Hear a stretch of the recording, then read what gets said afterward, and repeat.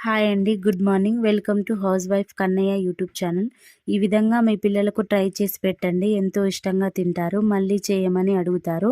Time కూడా ఎక్కువ పట్టదు. టైం సేవ్ అవుద్ది. మా పాప అసలు కారం తినదండి. మరి మీ పిల్లలు కూడా ఎవరైనా ఇలాగ కారం తినని వాళ్ళు ఉన్నారా? కామెంట్ చేయడం మర్చిపోకండి.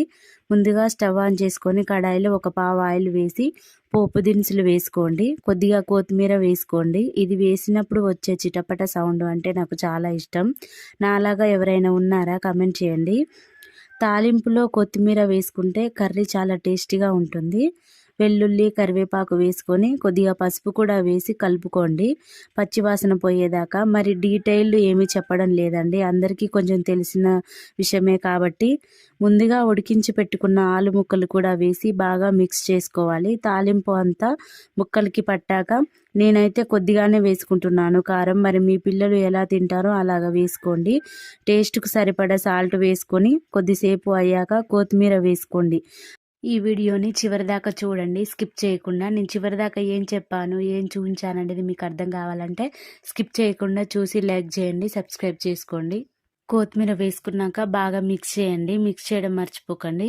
కొద్దిసేపు మగ్గినాక గ్యాస్ ఆఫ్ చేసుకోండి. అంతే అండి, చాలా ఈజీ అండ్ టైం కూడా సేవ్ అవుద్ది. వేడి వేడి ఆలు కర్రీ రెడీ అయిపోతుంది.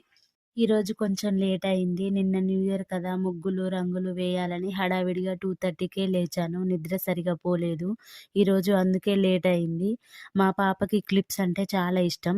పెద్దవి చిన్నవి 2 సెట్స్ తీసుకున్నాను. అలాగే హెయిర్ బ్యాండ్స్, నా కోసం టిక్లీస్ తీసుకున్నా.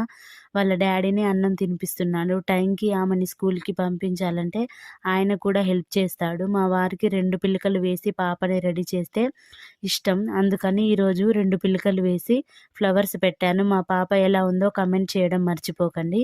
మా పాపకి కలుపుకోవడం రాదు సరిగ్గా, అందుకనే ఇంటి దగ్గరే నేను రోజు కలిపి బాక్స్ పెడతాను. స్నాక్స్ రోజు సేమ్ పెడుతున్నారు అనుకోకండి. మొక్కజొన్నవి వేస్తే వేంపితే మా పాపకి చాలా ఇష్టం. వీటిని ఏమంటారో మరి, పాపడాల పేరు సరిగ్గా తెలీదు. మొక్కజొన్నతో తయారవుతాయని మాత్రం తెలుసు.